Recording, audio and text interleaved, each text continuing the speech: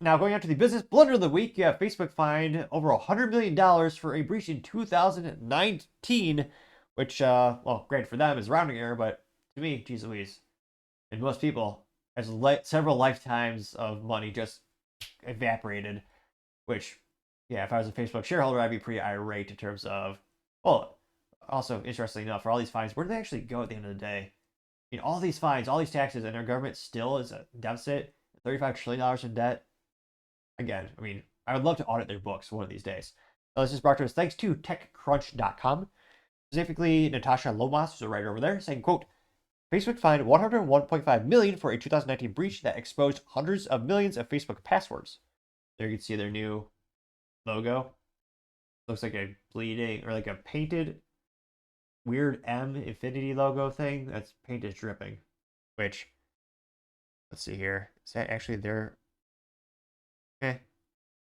Not the most impressive logo, but nevertheless, they say, quote, reset your clocks. Meta has hit yet another privacy penalty in Europe on Friday. So actually, apologies, it's a European thing. They say the Ireland Data Protection Commission announced a reprimand of 91 million bottles of whiskey, or whatever their currency is. 91 million DeLoreans? I forget what they actually use for currency over there. I'm probably right. They say, quote, or around 101.5 million at the current exchange rates after concluding a multi-year investigation into a 2019 security breach by Facebook parent company. The DPC opened a statutory inquiry into the incident in question April 2019 under the bloc's General Data Protection Regulation, GDPR, after Meta, the Facebook company, was still calling it back then, notified hundreds of millions of users. Passwords have been stored in plain text on its servers, which, yeah, you don't do that. Security incident is a legal issue in the European Union because the GDPR requires that personal data is appropriately stored securely. After investigating, the DPC concluded that Meta failed to meet the block's legal standards since the passwords are not protected by encryption, which, how they let that slip. It created risks as third parties could potentially access the people's sensitive information stored on their social media accounts. The regulator, which leads the oversight of Meta's GDPR, also found Meta broke the rules by failing to notify its breach within the required time frame. Looks like it's supposed to take place no later than 72 hours, which, yeah, did that.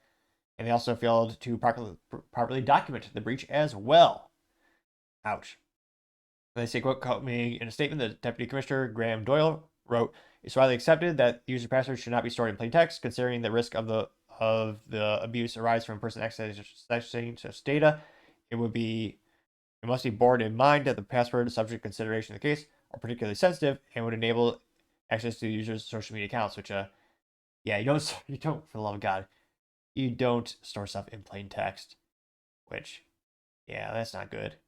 It looks like this is the highest penalty possible under the GDPR is 4% of the global annual turnover. So in Meta's case, that fine is a significant chunk of change, but it remains a tiny fraction of the billions the company could theoretically face if given the annual revenue for 2023 was a staggering, geez Louise, $134.9 billion, which I can't imagine so much money for that, for the Facebook.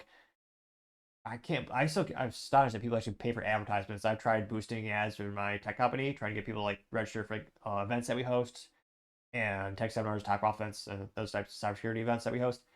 And I think I got like not even one registration from last time. Now, granted, the sample size in terms of our budget, for a lot of people, it's nothing. I think we tested the waters at $200 and tried to target people or prospective clients within 60 miles of the event location. And we even use job titles and try to get pretty granular to make it a better ROI to get those targets. And you get single registration. It was a terrible ROI. Now, granted, my tech company is a business to business, so we're looking for people who are executives or tech leaders at businesses, usually headquartered in Texas.